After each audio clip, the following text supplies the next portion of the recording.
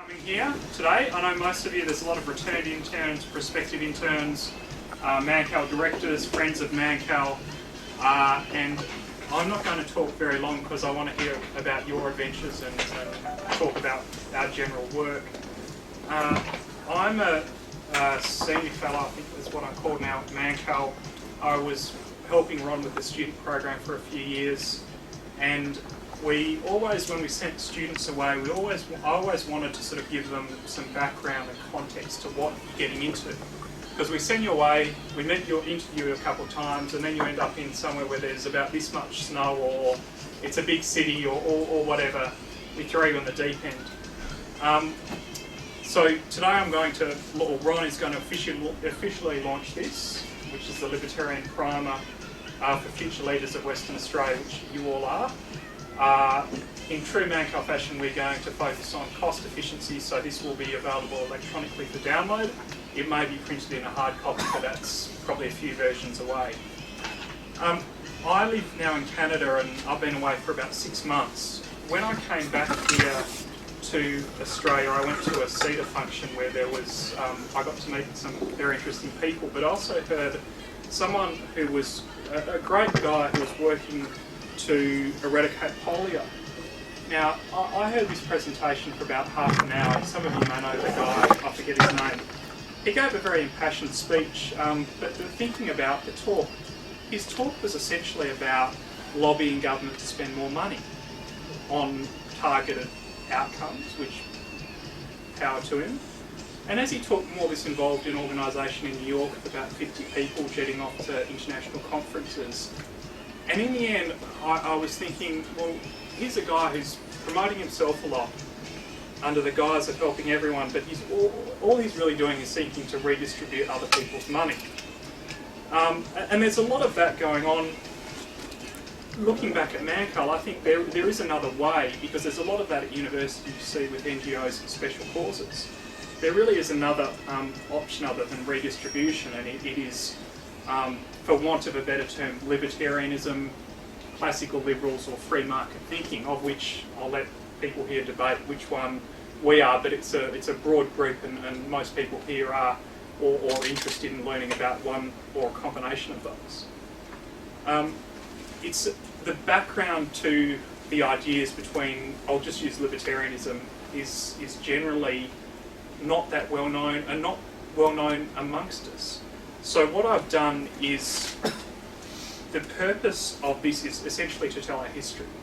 It's to help interns as they leave to know the names, the people, and so forth who have come before, and to see how they can put them together to how we get now. And again, the similar names pop up, the Ron Manners, John Hyde, but a whole lot of other people who you probably haven't heard of or haven't studied about in university.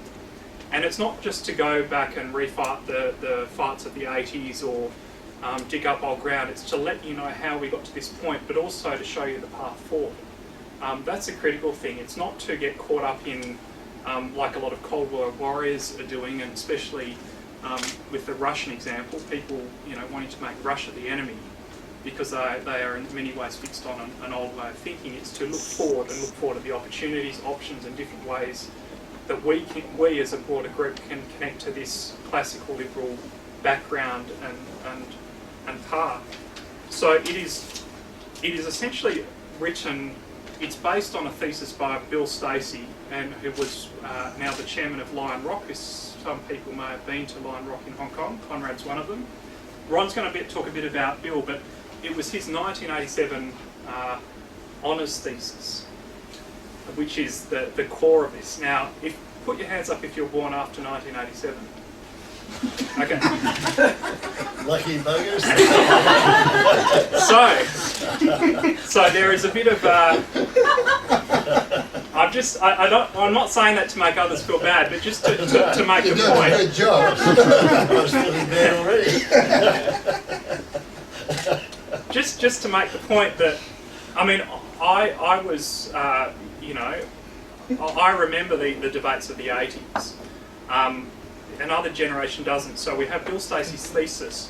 We've included a few notes in there of things which are now long faded out of pop culture memory and general developments, but we have an afterward by a very astute libertarian scholar to really bring it up to present, because that's the experience you guys have grown up with. You know, you can't remember the dismissal. That's well before your time, the 80s and 90s, and Keating are probably a memory. Your first political, leader you probably know was Howard. So we're giving you the background, but also bringing it right up to present. And the thing that I really am happy with is we've included all the think tanks where we've sent people to, and we've got the names of the students that have gone. It comes off the website, but we've changed it in a way so there is a continual linkage with the past, and especially at Lion Rock, where we've got one of the first Mannkal scholars now interacting with, the 15th or 50th or 100th Mannkal scholar. So this again, for those who have sent, it probably would have been good for you to have before, because I know a lot of interns get to think tanks and they go, well, I don't know about what dry is, or what did Hayek say. So there's some short reading, some practical things in there for interns to use, and it will be refreshed. And importantly, I hope to get a lot of feedback from interns who say, but you've missed this, or this is what we need, because this is not, it's not for Ron or John to relive their experiences. It's for you guys to use and also to write the next chapter. So I hope there's going to be version 3, 4, 5, 6, 7, 8, 9, 10, because you guys will be writing it based on your experiences, and hopefully someone here or someone else will take over and they will be writing the next versions relevant to yourselves and the next generation. So it's really a passing of the baton, but it captures it in one clear space, and it gives you as outbound interns or people who want to learn more about libertarianism in Western Australia and Australia something to go and use before you head off to conquer the world or get thrown into a lot of snow, or navigate Hong Kong. I don't really want to say much. If you've got questions, please shoot them at the end. Ron's going to say a few words now.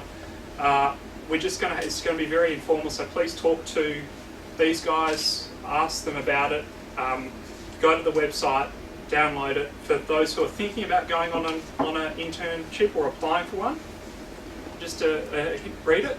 It'll help with your application process, because you'll start to know what it's about and get an appreciation. There's also some links to some very short, 2-3 page primers of very important things. I won't say anything more because this is really just a very casual thing. Ron will officially launch the document, and then we'll break. So over to you, Ron. Thanks. It's always a pleasure to see you, Andrew. We keep meeting up in remarkable places like New York, and where we fight over the prettiest girls in the world. I don't know how we get girls like that all together in one spot, but anyway. But that's not why I'm here. Appendix C is there. You always were a dreamer. I'm here to remember a young fellow called Bill Stacey. I was running a mining company in Kalgoorlie, so back in 1989. I was looking about when Bill did his thesis. I got this phone call one day from a young fellow in Perth saying, "Hey, I'm writing a thesis on Australia's libertarian enlightenment under Professor Paddy O'Brien at the UWA." And he said, everyone tells me I can't do it without looking at all your records, and you're the guy that never throws out a piece of paper. And you've got a shed full of it, I believe. And I said, absolutely true. Just jump on a train, come to Kalgoorlie, you can live here, you can live in the shed, you can sort it all, it's all covered with dust, but it's all there. And he burrowed away and put this together, and the finished result was excellent. He actually passed with honours, so that was it was a great document, and that's been lurking around our office ever since. And it's only since Andrew's activism that he's actually brought it into fruition. And I love people who actually do it. We all talk about things, but Andrew actually has done it, and that's just a précis, isn't it, Yep.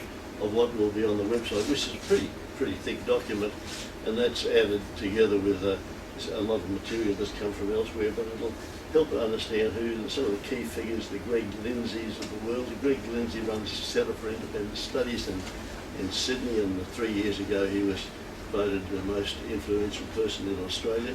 So there's a lot of knowledge in there and it's useful to you as you go away. So it's a, and I had lunch with Bill Stacey on Wednesday in Hong Kong, Thursday in Hong Kong, and he's the chairman of the Lion Rock Institute. So he's gone from being our first Mannkal scholar to running his own think tank there.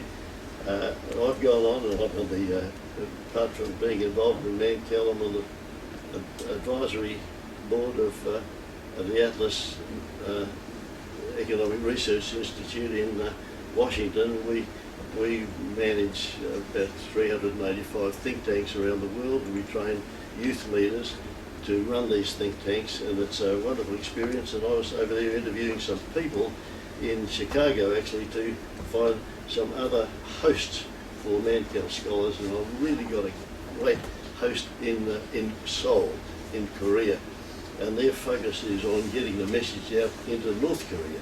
And he's a really solid guy that's running this up there, and he's looking forward to getting at least one person from Mannkal every year. So that's so I'm still was in the mining industry, so I'm still out there prospecting, looking for possible hosts for us to send further scholars to. So that's we'll throw this open to questions, and John Hyde gets a fair bit of mention in here because some of you don't know who John Hyde is. There was a fellow called Bob Hawke got to be Prime Minister.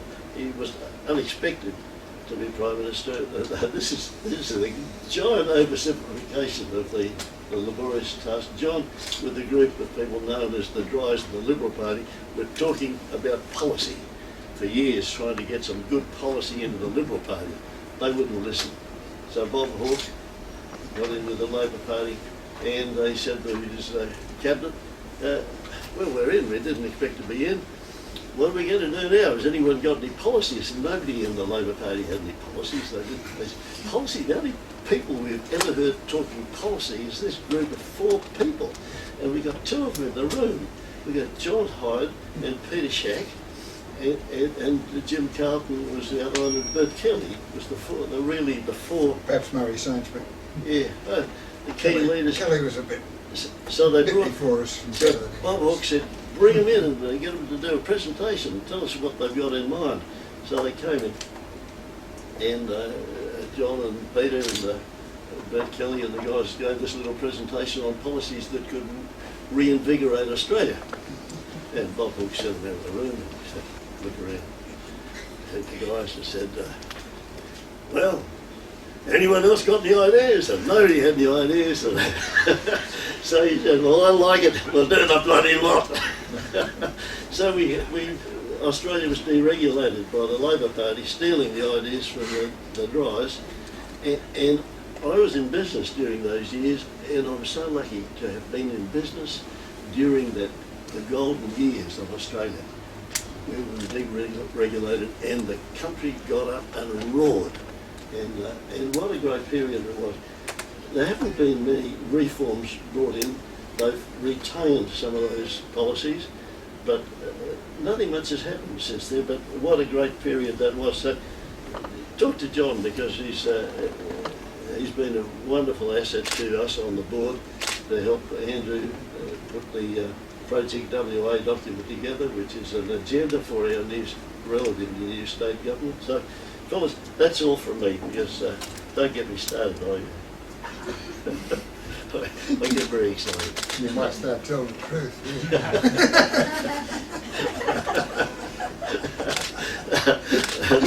The modest member. Okay. Fellas, anyone got any questions? I'm happy to pass them on to Andrew. No. It's a while since I've read that thesis. Did it cover some of the routes that the Australian drives drew?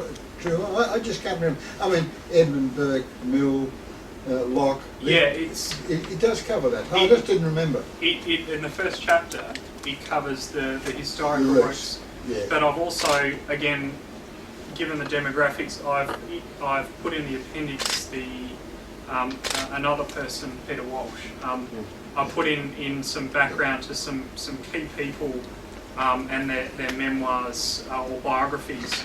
So you can draw back, but you can actually draw a line back to pre-Federation here, with the debate over Western Australia going into the Federation as a primary export-focused entity, and then further back to Edmund Burke, further back to Magna Carta.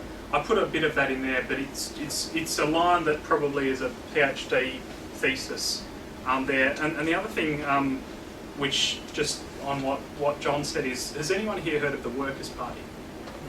Yeah. So Ron has been very kind to include a chapter on the Workers' Party, which politically wasn't a huge success in terms of votes or seats. But if you read the platform of the Workers' Party and look at what's happening now, or look at what is became conventional wisdom, its impact was profound. That's another part of the history, which is an appendix in the book, and Bill Stacey covers quite a lot given his time in Ron's shed. So the names, again, they probably won't mean much to you, but it helps you to go back and join the pieces together, because people still talk about Bert Kelly, but when was Bert last in federal parliament? What, in 50s? 70... Yeah. So the idea is so you can trace back, and also trace back in, even though Bert was a South Australian, trace back to here with John and Peter and others. And again, the idea is there was something special in that time where these guys went and talked to Hawke. There's no reason, it won't be the same conditions, it won't be the same policy issues, but there will be another time and opportunity to hopefully in some way recreate that. And John Hyder's book Dry is I've strongly recommended that in the primer as well to read. So that's a bit of a snapshot. Ron, anything else you want to add? No, when can we go and have a drink? Very soon. We have to leave here at 5 because I don't want to detain Judy from her. I'm always eating the opposite part. Yes. Sometimes. Well, thank you all for coming and being part of this important occasion. There's a lot of interest in the other side of the world in this document, because they've no idea that we've been soldiering on with these libertarian ideas for so long. I got involved in the libertarian movement when I was 16 by accident, but it's been the best thing that ever happened to my career and to my life. So it's significant, these little things, and the people that brought me into contact with, fantastic. So, you don't have to be ashamed of having some free market leanings, even around the university campus. No, but your allies turn up in odd places. Yeah. I mean, I never expected Hawke to produce the good government that he did. Liberal MP on the other side, ex-trade union official. Trade unions have a pretty bad record in this country for where freedom's concerned. That's not Parliament, but their record's good. Yeah, it was. I mean, his advice, something was all bullshit about us advising Hawke directly, of course. Trust you didn't believe that. Exactly true. Exactly true. We spoke across the house at Hawke. But the point was, he was getting good advice out of the Reserve Bank, he was getting good advice out of Treasury, out of the Industries Assistance Commission, the Productivity Commission now, but Industry Assistance Commission as it was then called. There was all the work of Bert Kelly going, and new drives filled a small gap in one institution. But Australia got 3 good governments in a row. Hawke, Keating and Howe. We were bloody lucky. Not many countries can say that. Went rather bad after that. But, and present one, the jury's still out. You don't know. But my point is that, it's not confined to one side of politics. I mean, what's desperately needed now, among many things, but probably more than most, is a Labor Party think tank of quality. It doesn't exist. Someone that can live with their heritage and still give them the hard advice that would help in particular.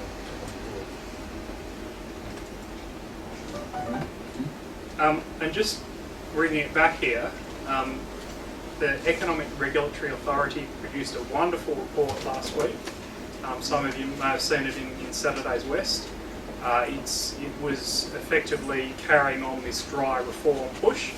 And for all the return Mannkal interns and prospective ones, there's a submission process. So if you're interested in getting rid of the Potato Marketing Board, royalties for regions, privatising assets, the taxi industry for those who end up in Club Bayview or Northbridge, I'm sure is a sticking point if you've ever tried to catch a taxi. I mean, this is practical stuff which affects our lives. So I'd strongly urge you to look at the report because it actually has a lot of good recommendations. It seems that Lyndon has been fortunate to read our submission and Project WA, which it picks up a lot from. He was already on that line anyway. But have a look at it and make a submission. You can write a 2-page submission to support some of the issues and stuff which matters to you guys in cheaper groceries, being able to catch a taxi at night, all these sort of things. So it comes back to the local. You guys can even get involved, and I often get asked, well, I want to do stuff. Writing for you guys who are writing essays all the time, a 2-page submission as a former intern is how you can start. And I'm sure you've written policy papers for those who have been sent away. So that's it. Let's have the scones. And thank you, Jude, for that. And go for a beer afterwards. Thank you.